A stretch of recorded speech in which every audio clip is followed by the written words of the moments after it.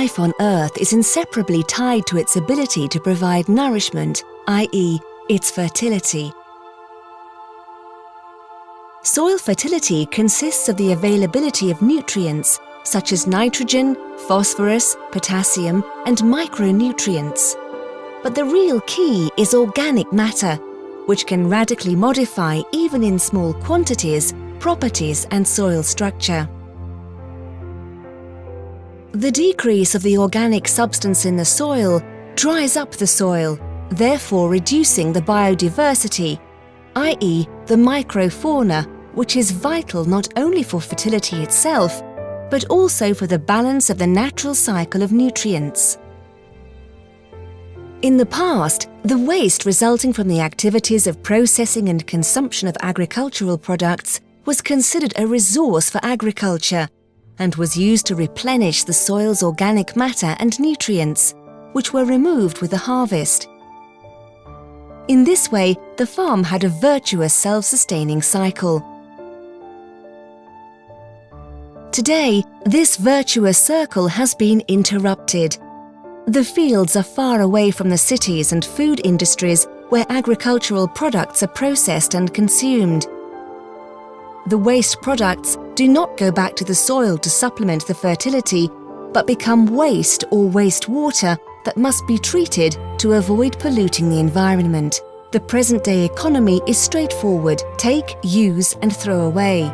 By not recovering the resources already in circulation, it creates a constant need for inputs of raw materials that sooner or later will run out.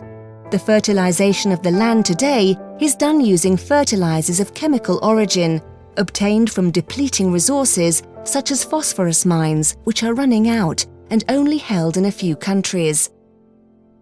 Furthermore, chemical fertilizers only supply nutrients to the soil and do not return organic matter.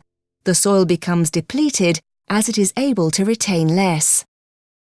Today, returning to a circular economy is a real challenge. Recycling of organic substrates from agriculture, derived from the cycle of production and consumption of food, must be done in a controlled and safe way to prevent damage to the environment and public health. One possible answer to this challenge has been initiated between the province of Pavia and Milan in the municipality of Velezzo Bellini. In this centre, specially designed and dedicated to the recovery and recycling of organic substrates, the substrates recovered are carefully chosen and checked.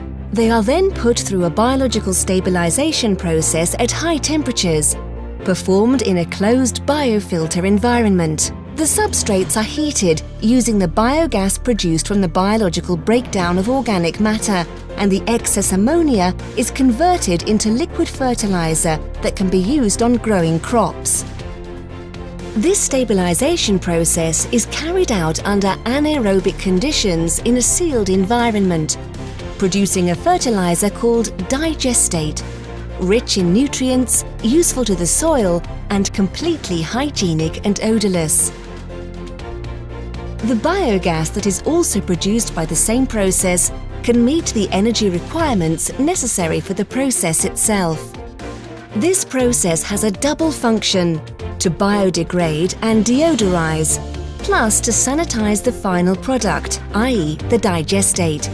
This will then be distributed on the fields once it has been analyzed and controlled. After being treated, the digestate is pumped into a tank that is completely sealed, where it is stored to be used in agriculture at the appropriate time, during pre-sowing according to the needs of crops. The distribution of digestate into the field is done by injecting the digestate into the soil at a depth of 10 centimeters, respecting the principles of conservation agriculture, i.e. minimum tillage, thereby preserving the soil fertility as much as possible.